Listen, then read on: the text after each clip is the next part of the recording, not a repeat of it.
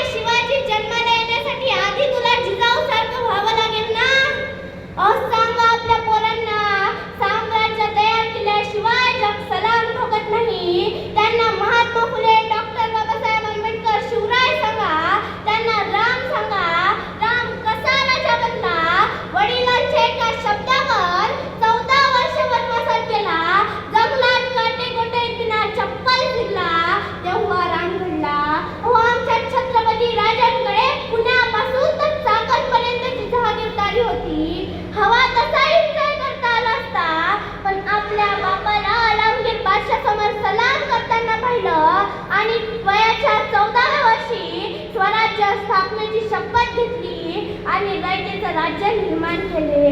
हे सहज झालं का? आज आमच्याकडे पंजाचा फोटो नाही. आहे का कोणाकडे पंजाचा फोटो? आहे का?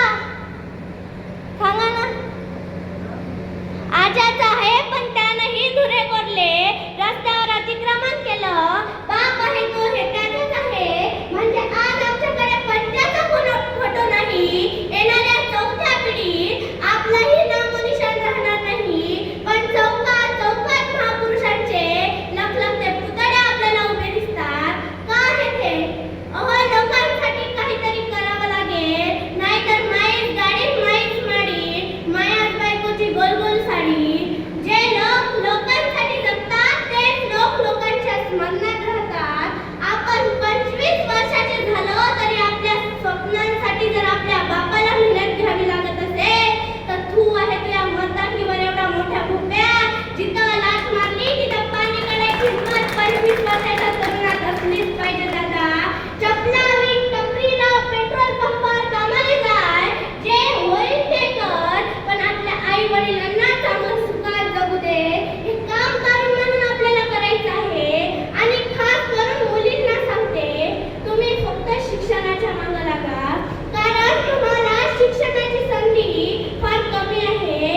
कारण 25 वर्षाच्या आत बापाला पोरीच्या लग्नाचा विचार पडतो. मग आपला बाप आपल्याला लग्नात शिलाई मशीन देतो. मग लागला ते दिवसभर तुझ्या मागं खुटाड खुटाड खुटाड खुटाड पायडल मारत राय. नवरा शेतात कामावर, घरावर पाठी, येथे पिको फॉल करून मिळेल, येथे शेवड्या करून मिळेल. आणि मग लयच झालं तर ब्युटी पार्लर आहे सर्वांकडे. म्हणून हेच दिवसात चारदा वेगवेगळी दिसते. विद्येचं माहेर घर असलेल्या पुण्यात एक घटना घडली. MPSC परीक्षेत 5व्या रँकवर आलेली पोरगी फॉरेस्ट ऑफिसर होते. पण आंधळ्या प्रेमात तिला हे कळत नाही आपण कोण्या संत गुल्ल्या भिकार सोटाच्या मागं का राहायचं. त्याची लायकी काय आहे. ती त्याच्यासोबत गड किल्ल्यावर फिरायला जाते आणि तो नालायक तिची हत्या करतो. म्हणून सांगते, आपल्यावर आपल्या आई वडिलांशिवाय दुसरं कोणी निस्वार्थी प्रेम करू शकत नाही. म्हणून त्या बापाचा सन्मान आपल्याला जपवायचा आहे. त्या बापानं किती मोठं स्वप्न पाहिलं असेल. माझी पोरगी क्लास 1 अधिकारी होऊन लाल दिव्याच्या गाडीत करील, गाव तिचा सत्कार करेल. आणि हे सर्व पाहण्या अगोदर जर त्या पोरीचं प्रेम घरी येत असेल तर त्या माय बापानं कुठं जाऊन रडावं. बापानं लहानाची मोठी करायची, हाडाची काढ करायचे, रक्ताचं पाणी करायचं आणि आपण असले धंदे करायचे का? हो माया मोठ्या लग्नाला आलेल्या बहिणींनो, जेव्हा तुम्हाला नवरा पोरगा पाहायला येतो तेव्हा तुझ्या दिसण्यामुळं, तुझ्या गुन्ह्यांमुळं, तुझ्या कर्तृत्वामुळं जेव्हा तो तुम्हाला नाकारतो ना तेव्हा काय दुःख होतं हे तुमच्या बापाला विचारा. तुला काही वाटलं नाही?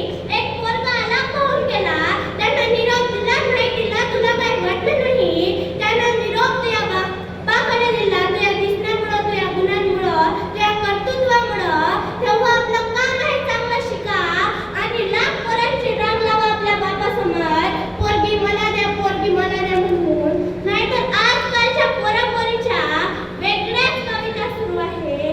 किती घेतले वचने आपण आणि किती घेतले ना भाका ग.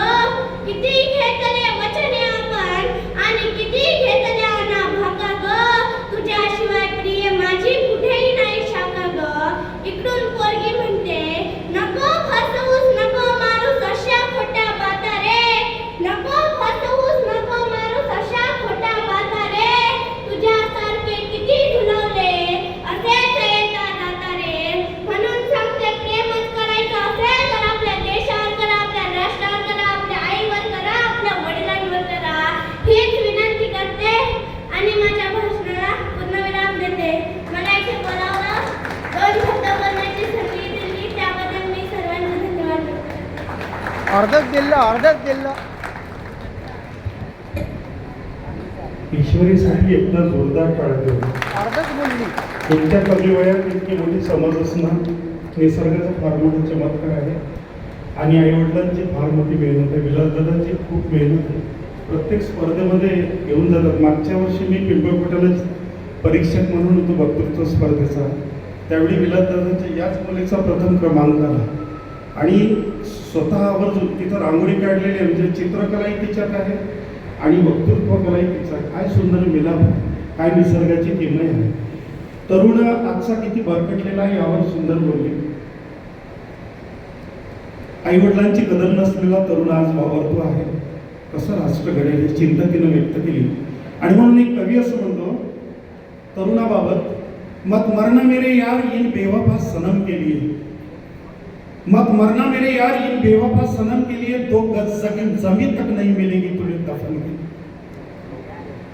मत मरना मेरे यार इन बेवफा सनम के लिए, 2 गज जमीन तक नहीं मिलेगी तुम्हें दफन के लिए. अरे मरना है तो मर इस देश वतन के लिए, मरना है तो मर इस देश वतन के लिए. अरे हसीना भी अपना दुपट्टा फेंक देगी तेरे कफन के लिए, हसीना भी अपना दुपट्टा फेंक देगी तेरे कफन. तरुणांनी ही जाग ठेवणं फार गरजेचं आहे. मी अधिक वेळ घेत नाही. आजच्या कार्यक्रमाचे प्रमुख वक्ते ज्यांचं